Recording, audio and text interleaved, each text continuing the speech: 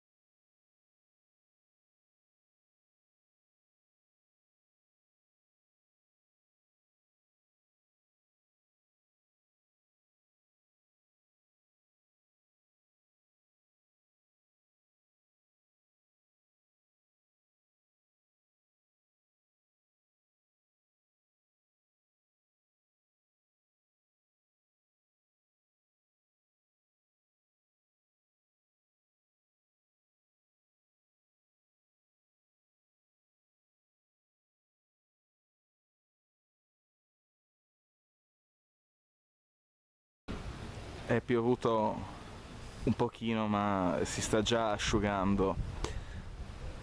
Il punto di partenza è la solita stazione di Cervignano del Friuli. Ora noi andremo dritti per la strada e poi a un certo punto gireremo a sinistra.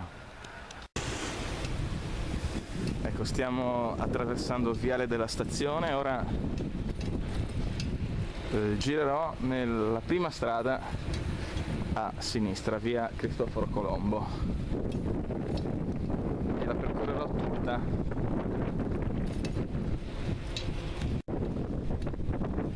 Arrivati in fondo gireremo a destra e imboccheremo immediatamente un frammento di pista ciclabile. Esattamente qui a sinistra.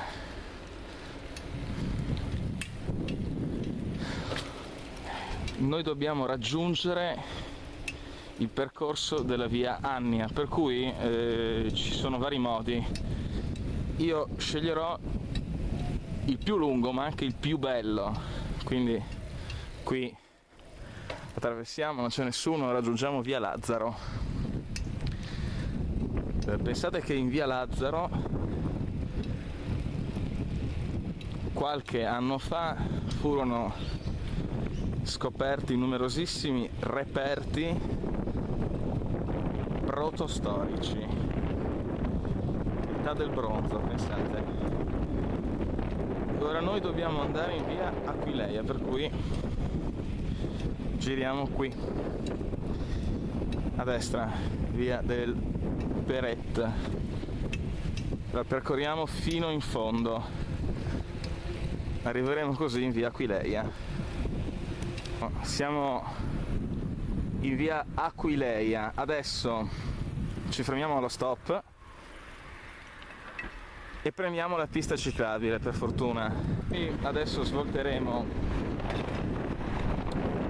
a sinistra in via Predicord. Fra non molto arriveremo in una strada di campi.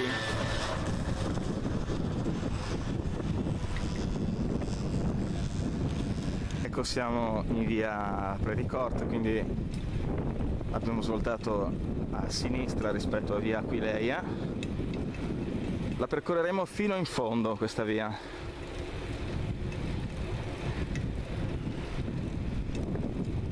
Qui come vedete ci sono delle belle vigne.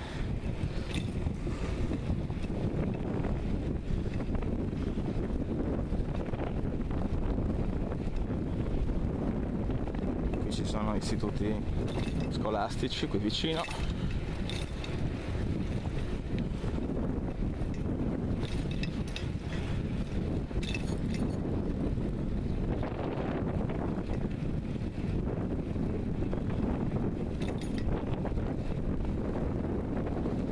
Ed ecco che in fondo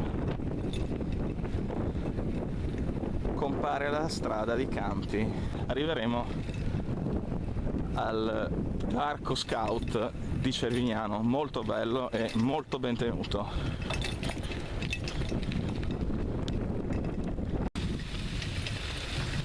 Superata questa curva si arriva al Parco Scout.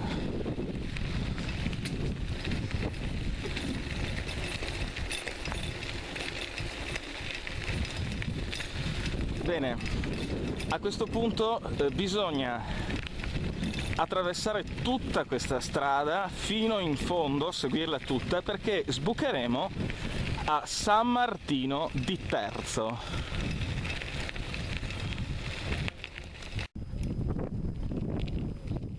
E arriviamo così a San Martino di Terzo, siamo in comune quindi di Terzo di Aquileia, e questa è la sua chiesetta che ora visiteremo rapidamente perché merita davvero. Vedete quali sorprese ci sono qui. Incastrata nelle fondamenta di una casa una lapide romana, Cest Iac, tra l'altro rubricata, cioè con le lettere spolverate di rosso.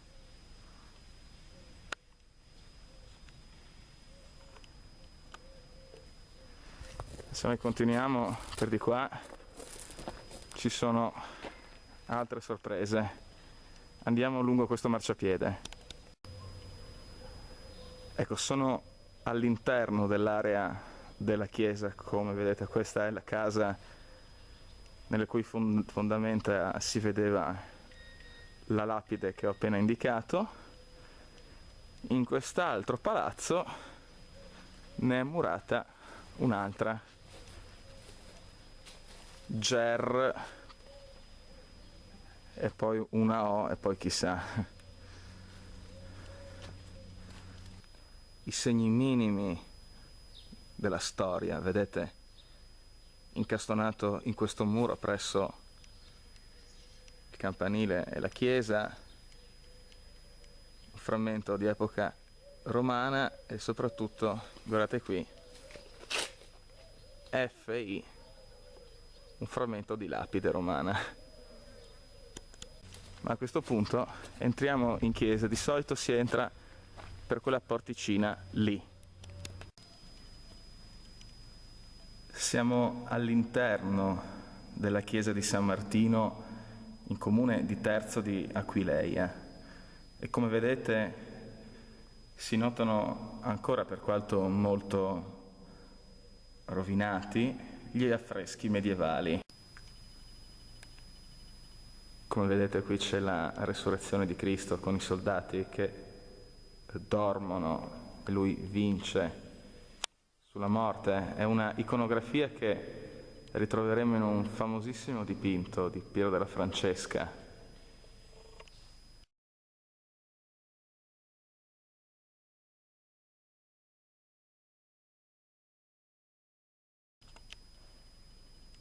di qua la crocifissione con questo sangue stillante e il pianto delle donne. Se poi andiamo, ecco, questa croce è la croce di consacrazione della Chiesa. E qui ci sono affreschi sicuramente di altra mano, perché si vede lo stile è un po' più rozzo. Se andiamo indietro si può notare meglio.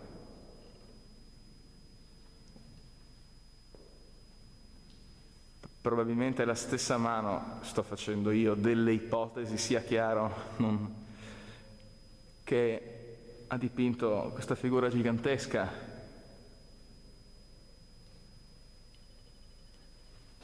Mentre quest'altra mano è la stessa, suppongo, della crocifissione.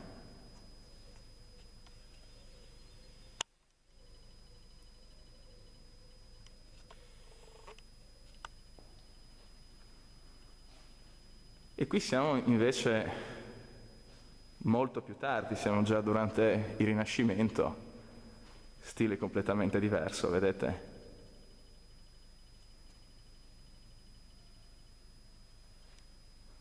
Andiamo nella zona absidale e qui ancora Rinascimento. Storie dell'Antico Testamento, la tentazione di Eva, vedete? Suppongo che questo sia il sacrificio di Isacco.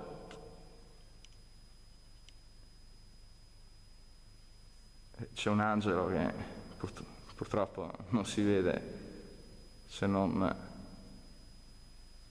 con la testa. Santi, altri santi. E invece, come accadeva spesso in questo genere di chiese, l'annunciazione è divisa in due parti. L'angelo annunciante stava sicuramente di qua e purtroppo non si vede, mentre la Vergine annunciata, quindi, è qui. Stessa iconografia che ritroviamo a Strassoldo, Santa Maria in Vineis.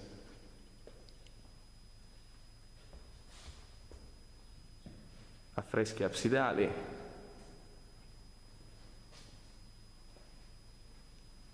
davvero molto belli.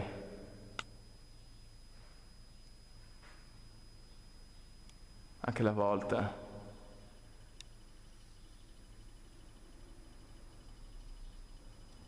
Purtroppo c'è molta oscurità e non si vede benissimo, ma faccio quello che posso, insomma. Ecco, noi ora usciremo e andremo alla ricerca delle tracce della via Annia. Uscendo dalla chiesa, quindi ritorniamo da dove siamo venuti e ora andiamo dritti di qua. Il gattino.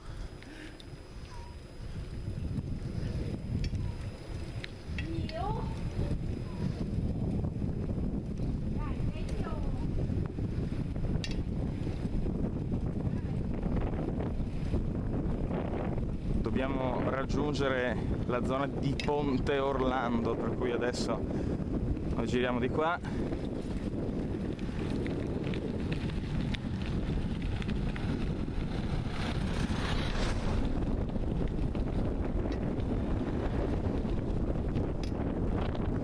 Le campagne qui attorno sono molto belle, tra l'altro sono una classica meta di svago, di corse con la bici per i cervignanesi.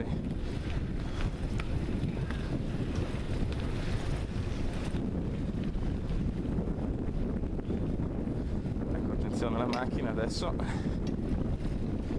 Bene, noi ora giriamo a sinistra.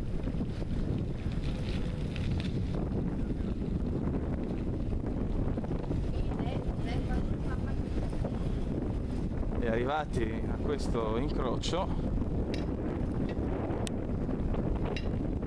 andiamo di qua, ovviamente, e poi proseguiremo dritti fino a una svolta un po' più in là verso destra. Fra poco ci arriviamo. Ecco, a questa altezza noi giriamo a destra e imbocchiamo una strada di campi.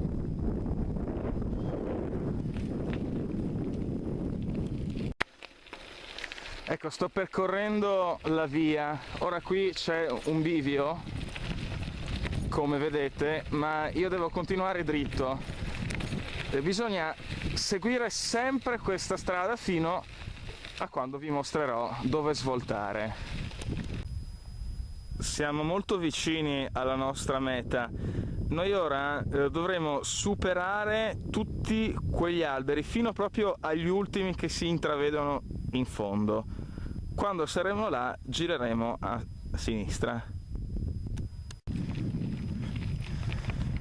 Ecco, a questo punto noi superiamo questi alberi.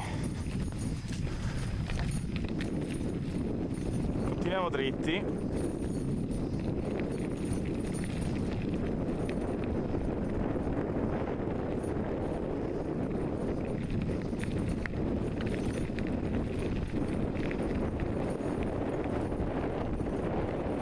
E tra poco gireremo a sinistra, imboccando cioè una strada di campi molto vicina a quello che era il ponte Orlando.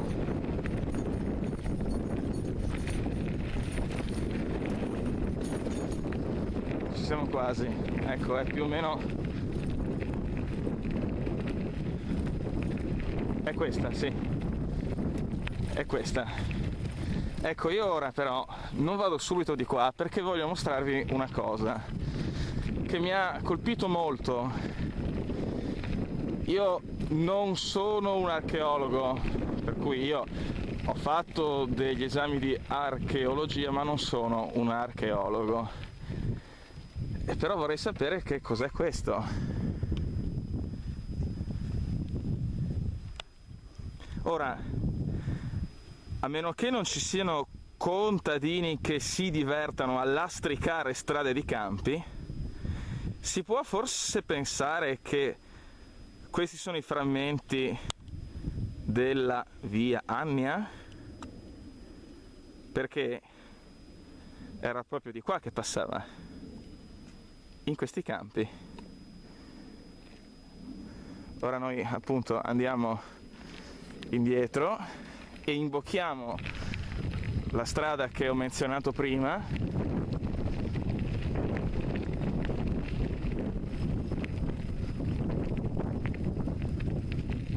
e andremo in fondo di qua.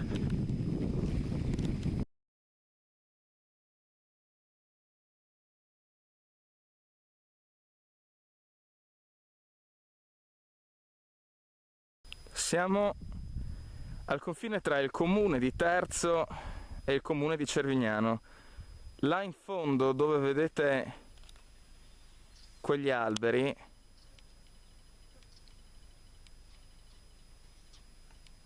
c'è il fiume Aussa, l'odierno corso dell'Aussa, perché è stato rettificato abbastanza recentemente nel Novecento.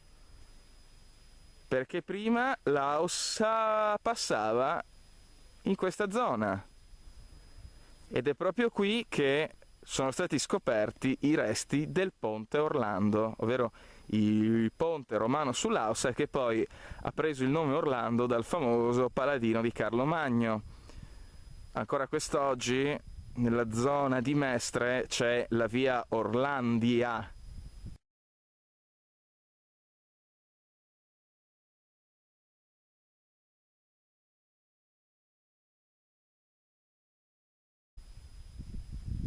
Ecco, per di qua transitava la via Annia. Siamo in estate per quanto la giornata sia abbastanza grigia, quindi non si vede nulla sul terreno perché ci sono le coltivazioni, ma se venite qui d'inverno come ho fatto io l'anno scorso, vedete un affioramento di resti molto molto interessante.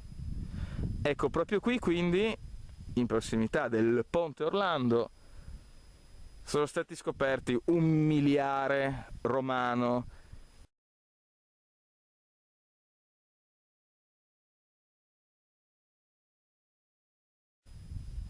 i resti del lastricato della via Annia,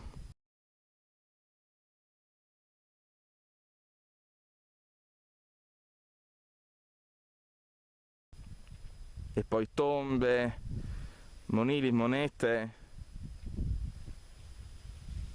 moltissimi reperti.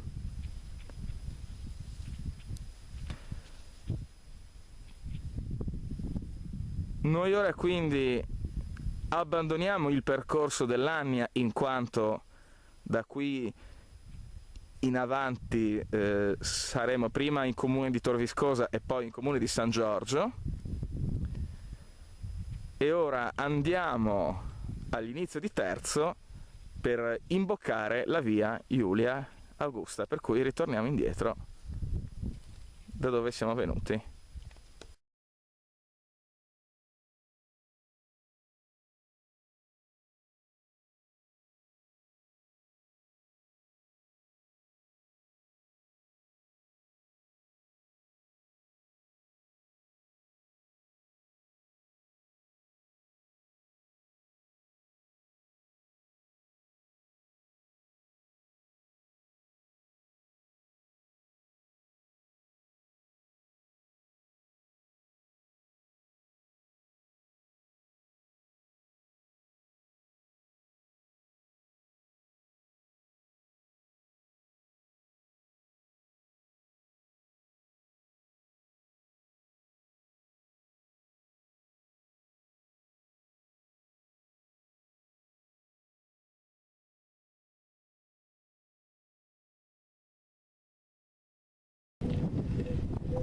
Siamo ritornati indietro e ora svoltiamo da dove siamo venuti, e ora, anziché ritornare per la strada di San Martino prima, ci diremo a sinistra, perché così imbocchiamo un nuovo sentiero campestre che ci porterà direttamente a Cervignano, in Borgo Fornasir. Ecco, svoltiamo a destra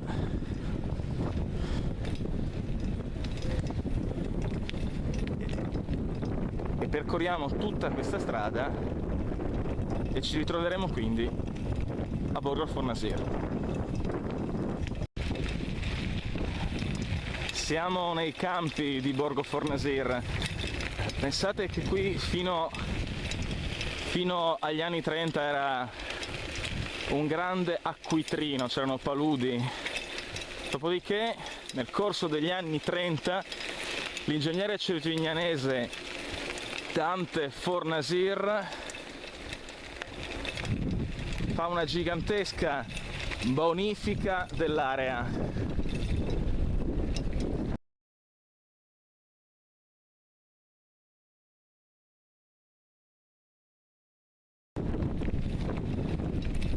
Molto bella quest'oggi.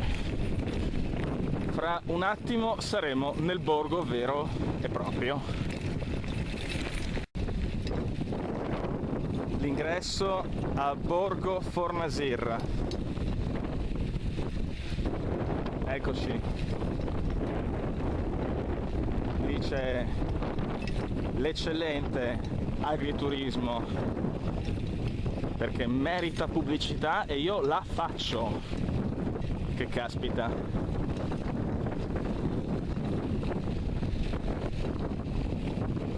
Qui c'è la chiesa.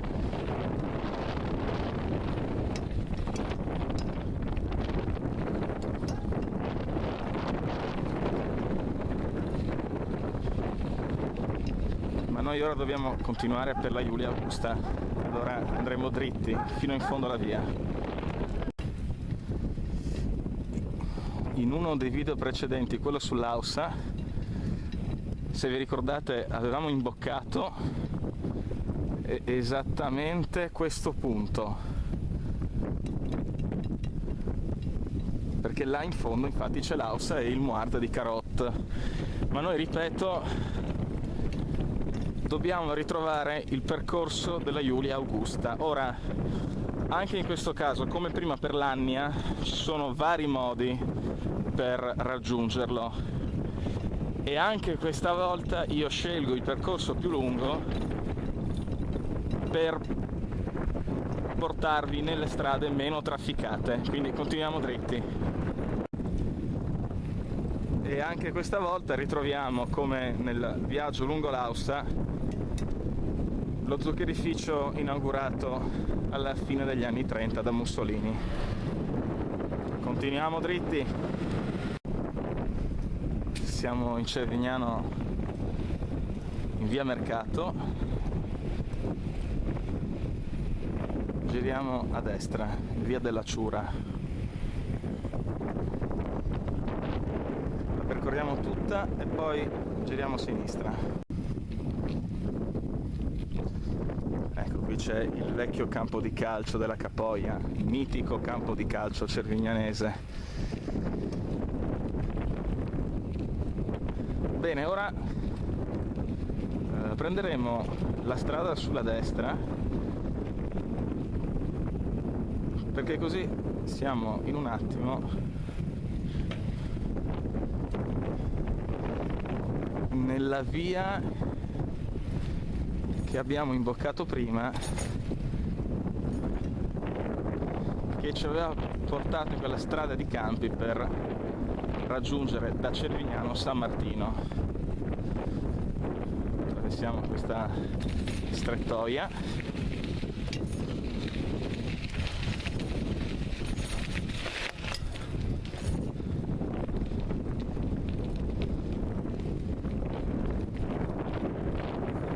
Gireremo a sinistra. E ora, anziché continuare per dove eravamo arrivati nella parte precedente, giriamo di qua, a destra, e percorriamo tutta questa via dritti. Ora attraversiamo via Aquileia, ma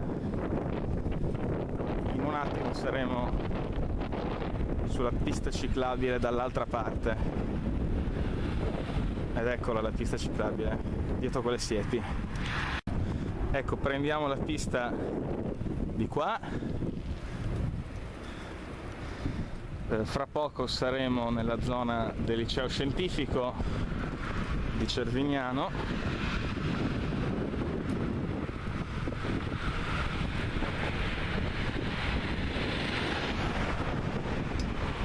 Dove appunto gireremo subito qui a sinistra.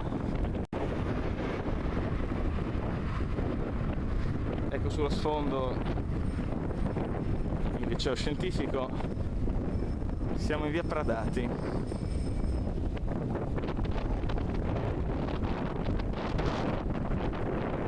Ora io voglio arrivare a quella Ancona che vedete laggiù in fondo, perché quello è un punto molto importante.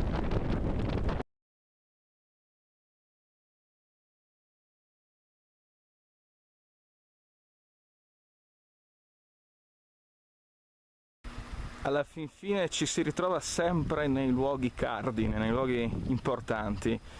Qui noi avevamo ripreso il secondo giorno la strada che ci avrebbe portato alla ferrovia e quindi alla pista ciclabile Cervignano-Belvedere, no? Probabilmente ve lo ricordate. E qui davanti a me la cosiddetta Ancona dai Uas, una delle più antiche a Cervignano. Ecco, mi allontano per mostrarvela meglio. Era un'Ancona meta di rogazioni, cioè di offerte. e probabilmente si trova qui già dal 1700. Bene, questa è la zona in cui noi ora riprendiamo la via Iulia Augusta. Se vi ricordate, l'altra volta, ritornando da Villa Obitz Lanzone, vi avevo mostrato appunto la zona dell'Obitz. Lì c'è il transito della Iulia Augusta.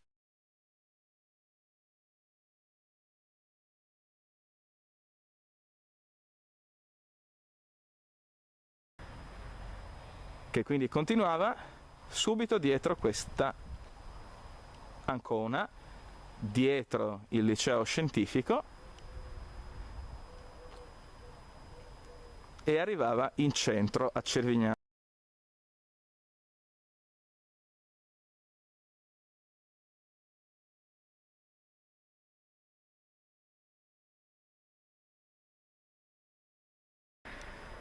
Ecco, mi sono fermato allo stop, ora sinistra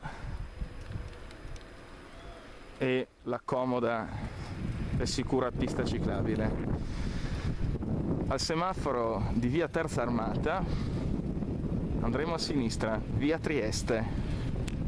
Via Trieste.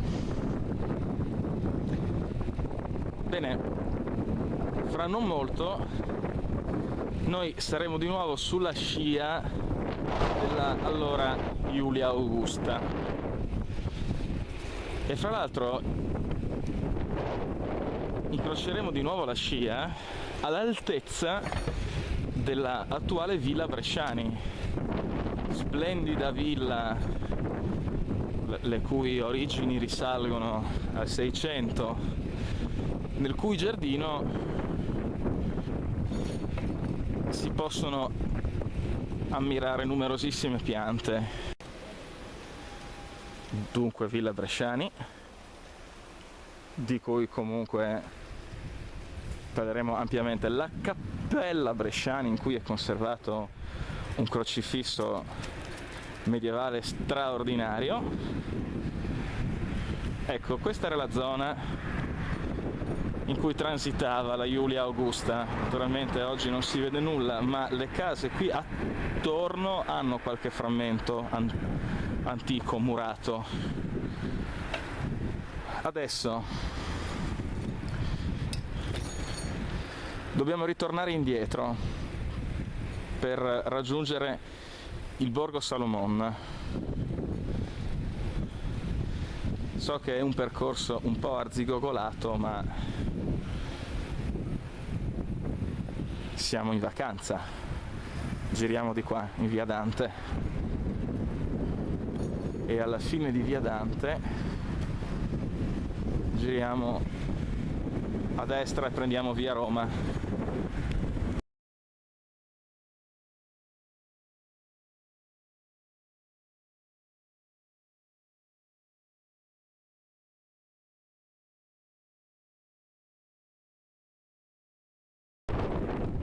Siamo in via Roma, ora gireremo a destra per via Verdi.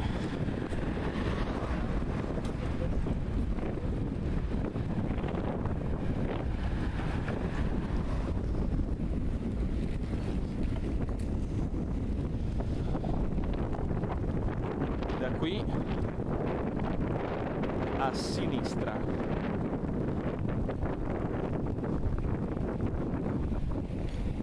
Siamo in Borgo Salomon. Ecco, quelle in fondo sono case antichissime, tra le più antiche di tutta Cervignano. E qui, esattamente in questo punto, dove ora c'è un'icona mariana,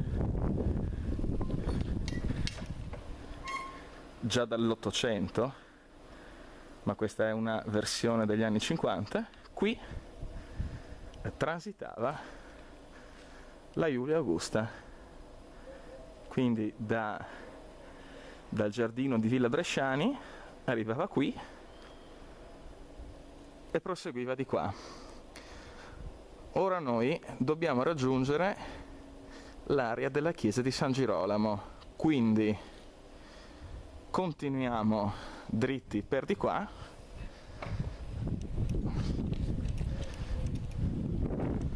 arriviamo in fondo alla via e in fondo riprendiamo via Garibaldi girando a sinistra. Via Garibaldi. Il modo più comodo per raggiungere San Girolamo ora è arrivare qui in fondo,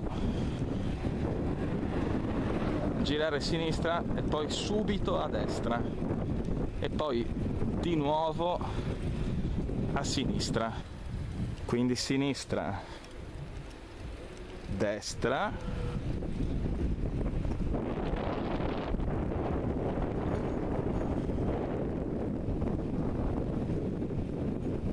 e ora sinistra.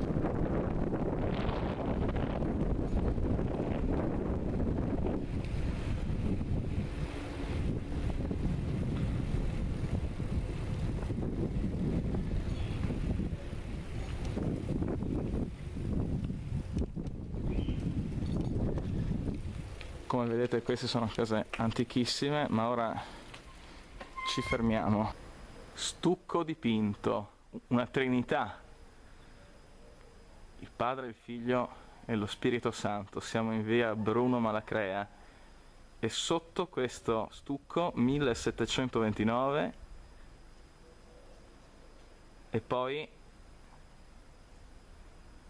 VDFF. Probabilmente vir devotus fecit facere, un uomo devoto fece fare, con la data di realizzazione 1729. Urge un restauro, perché non si può perdere una cosa così preziosa. Adesso lungo queste antichissime case noi arriviamo sul retro della chiesa di San Girolamo. La chiesa di San Girolamo, così come la vediamo al giorno d'oggi, è dei primi del Novecento, ma è stata costruita abbattendo la precedente chiesa ottocentesca di cui ho una preziosa foto.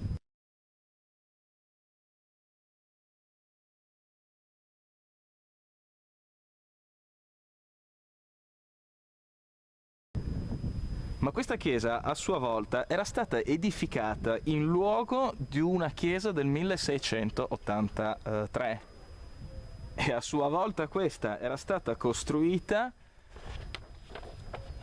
dove c'era la vecchia chiesa di San Girolamo citata già in un documento del 1344, ma era sicuramente precedente.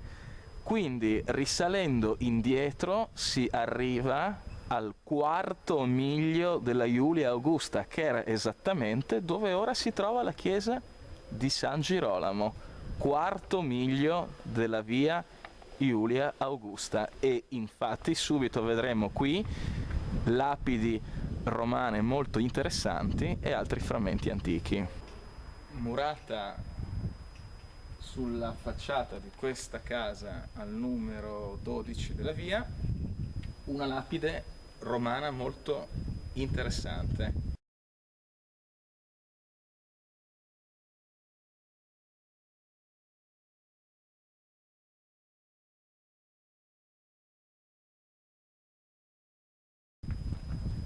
Gaius Albius Lucanus filius Gai vivus fecit sivi et plenie Tertulle coniugi fili et Titi, et Gaio Albio iucundo patri et Nevie Collie matri filie Luci et Gneo Cappario Maximo, cioè si tratta di una dedica fatta da vivo, da Gaio Albio Lucano, figlio di Gaio, fece da vivo per sé e per la moglie Plenia Tertullia, figlia di Tito, e per il padre Gaio Albio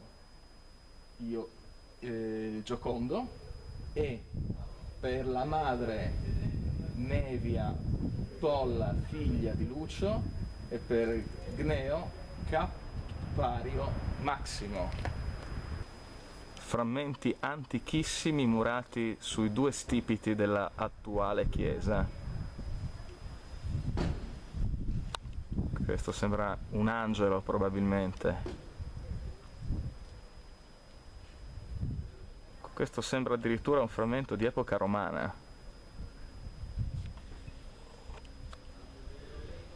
Sono tutte presenze che comunque ricordano la grande antichità di questo luogo.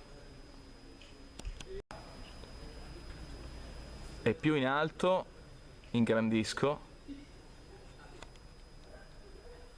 un'altra lapide romana.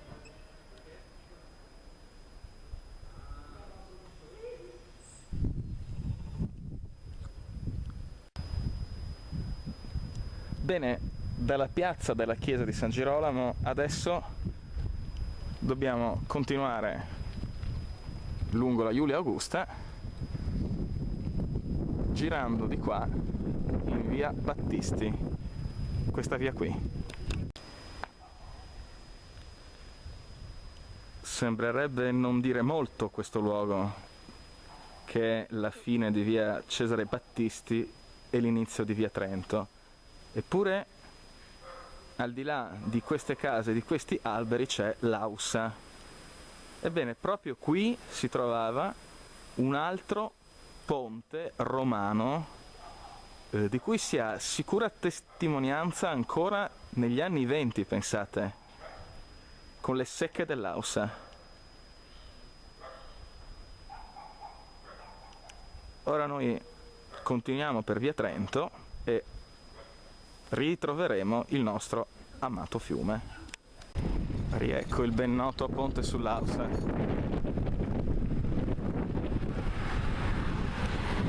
Ora noi andremo dritti lungo tutto via Udine, supereremo l'incrocio e riprenderemo la pista ciclabile.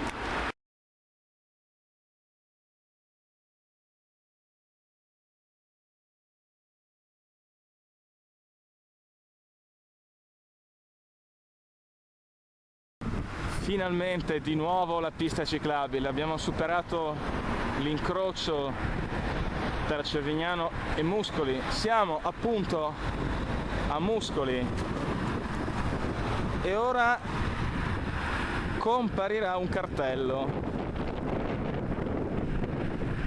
non precisissimo per quanto riguarda l'ubicazione, perché la Giulia Augusta era un po' più in là, ma è sempre meglio che niente. Via Giulia Augusta, vedete? Siamo vicini al quinto miglio. Il quinto miglio era a Muscoli. Fra l'altro ora sto per accostarmi a una zona in cui hanno rinvenuto quest'inverno una fornace cinquecentesca, esattamente qui, e alcuni reperti anche romani.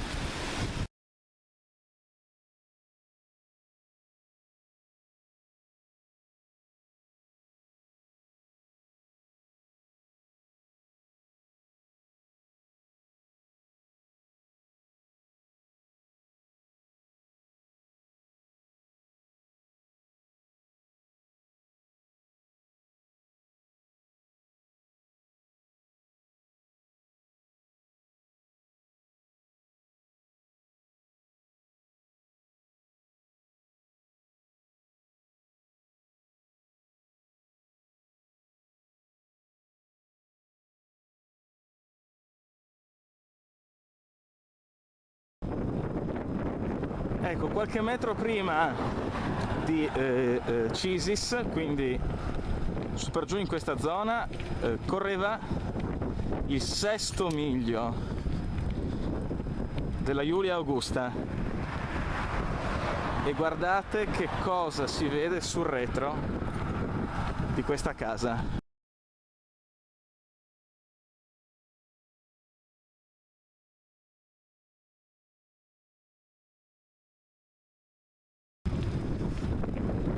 La Julia Augusta continua dritta, ma ora noi entriamo a Strassoldo perché voglio mostrarvi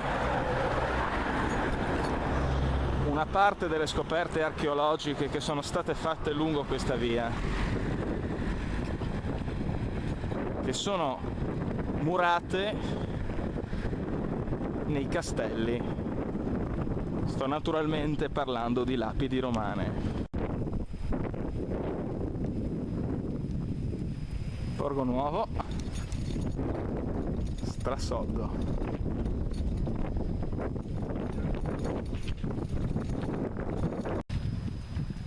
Sembra un luogo fiabesco qui. Chiesa di San Marco. E ora attenzione ai dettagli. Murato in questo stipite un frammento di sepolcro romano con la sua misura 14 piedi. Tutti i materiali della Julia Augusta. Ora noi percorriamo l'incantevole borgo medievale di Strassoldo.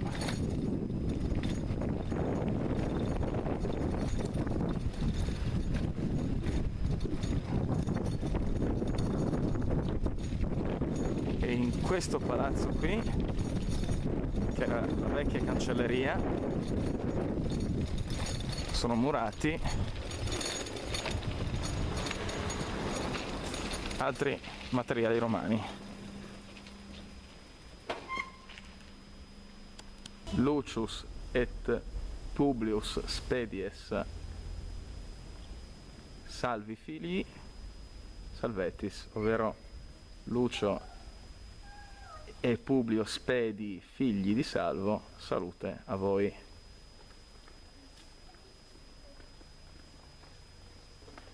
Come una porta, vedete?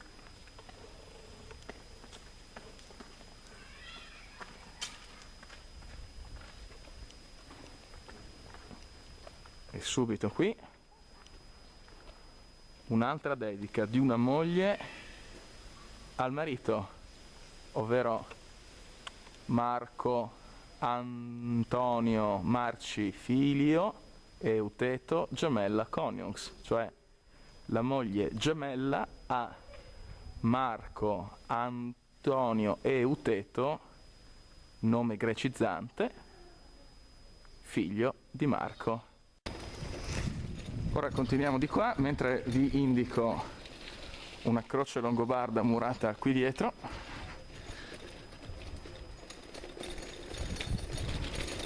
Dobbiamo uscire dal borgo per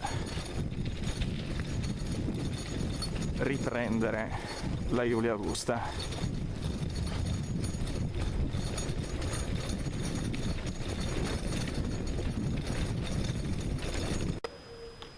Siamo usciti da Strassoldo. Ora il settimo miglio della Julia Augusta è in zona Via delle Scuole a Strassoldo. L'ottavo, che è l'ultimo in comune di Cervignano, è già quasi in comune di Sevegliano, perché siamo subito prima di Casali d'Olso, dove vi mostro che cosa si può vedere dall'alto.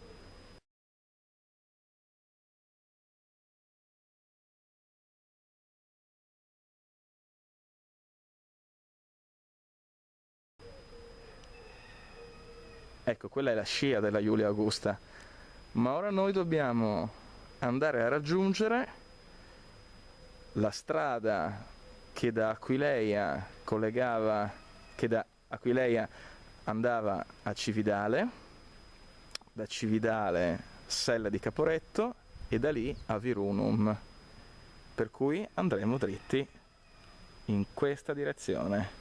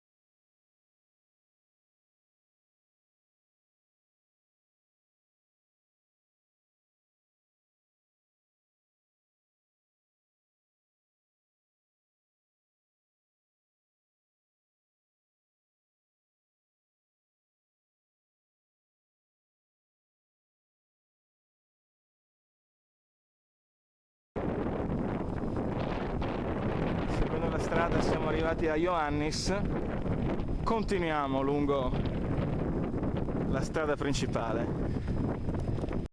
Siamo arrivati qui alla fine, giriamo di qua per Aiello, Ruda, Campolongo al Torre, pista ciclabile. Abbiamo attraversato tutta Ioannis.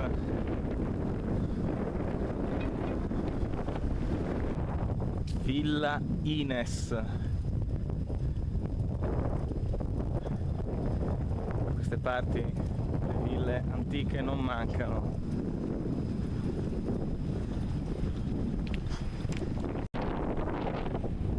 Stiamo proseguendo lungo Aiello, il cui nome latino era Ad Agellum, anche qui luogo di origini antichissime. Arrivati alla chiesa di Aiello, nuova traccia dell'antichità romana di queste zone. Altra lapide, marito e moglie. Ora comunque continuiamo di là, strada principale. Siamo nel cuore di Aiello, ville antichissime, molto nobili, molto belle.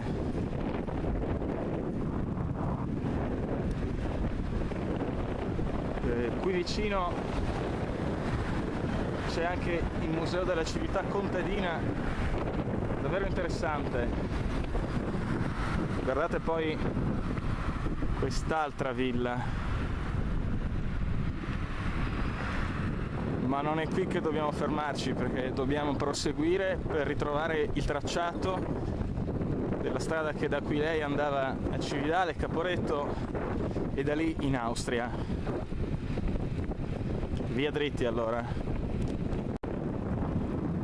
Ecco, continuiamo per Ruda Cervignano. C'è una nuova pista ciclabile, bellissimo. E intanto arriviamo nel comune di Campolongo Tapogliano.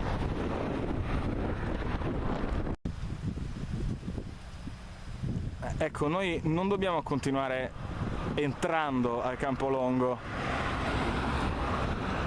Fra l'altro questa villa con questo muretto sarebbe tra le più belle dell'intera Bassa Friulana, ma in condizioni disastrose.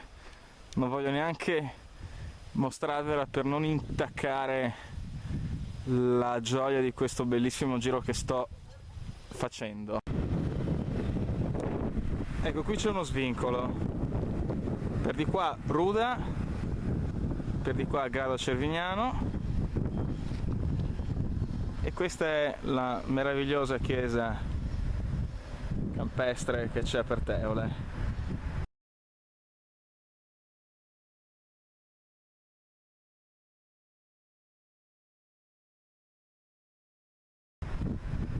che per ora non possiamo visitare in quanto è chiusa. Dobbiamo andare di là, per Ruda. Siamo a Ruda. Là c'è la chiesa e noi entreremo in paese. Arrivati all'incrocio, noi svoltiamo a destra.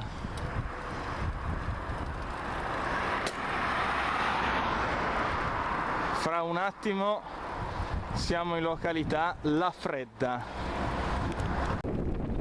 Sullo sfondo uno straordinario cielo plumbeo, ma eccola, l'amideria fondata da Luigi Chiozza, quel Luigi Chiozza, proprio lui, una fabbrica modello sotto tutti i punti di vista. Le strutture della amideria Chiozza.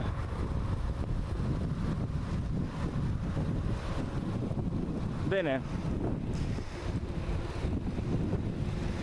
in questo campo che sto per raggiungere sono stati fatti dal 2006 al 2009 degli scavi molto importanti da parte dell'archeologo Cristiano Tiussi.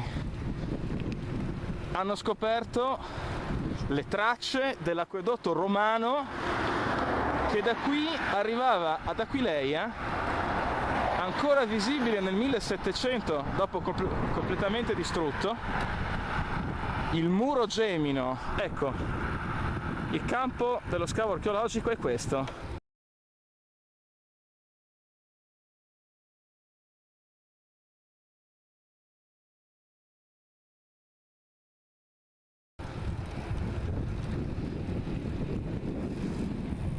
Quella è una fortificazione della Prima Guerra Mondiale. E ora noi giriamo a sinistra in via per l'appunto Fredda e siamo a Scodovacca, siamo in comune di Cervignano. E ora lunghissimo rettilineo, ecco la strada romana. Qui accanto scorreva l'acqua dell'acquedotto.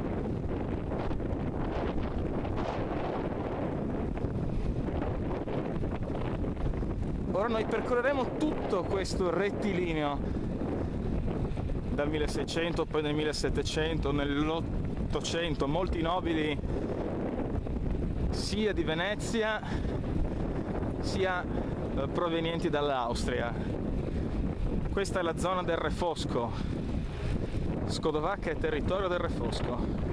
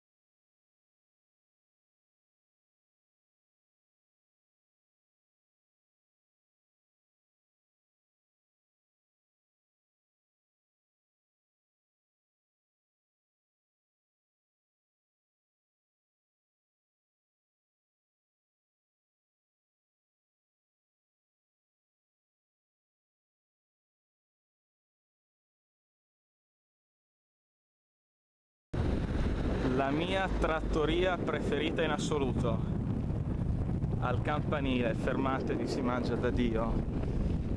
Ascoltatemi, in queste cose chiedo scusa ma me ne intendo. Chiesa di San Marco di Scodovacca, la casa più antica del borgo, e come vedete continua questo lunghissimo rettilineo. È la strada romana per l'appunto. Ahimè ci tocca fermarci al passaggio a livello.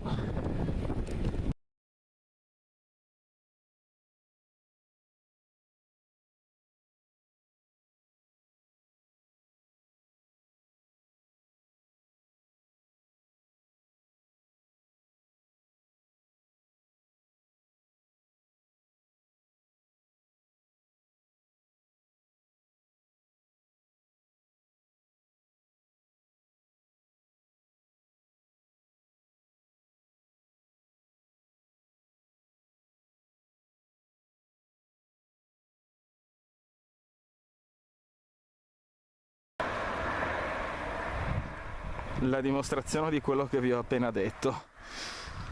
Ecco, ora proprio qui a destra c'è un complesso molto importante, quello dell'antica Villa Sepulcri Albini, meglio nota come prestigioso locale di alcuni anni fa, ovvero Villa Trovatore. Attualmente si stanno facendo dei lavori di recupero, per fortuna.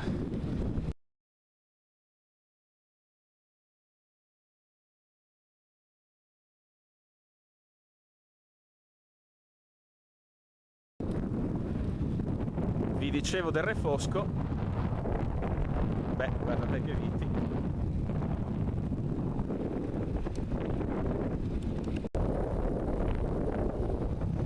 Belli questi giardini fioriti. Incrocio. Andremo dritti. A volte ritornano l'azienda agricola dell'Obitz, dove eravamo passati per seguire la ferrovia Cervignano-Belvedere, e ora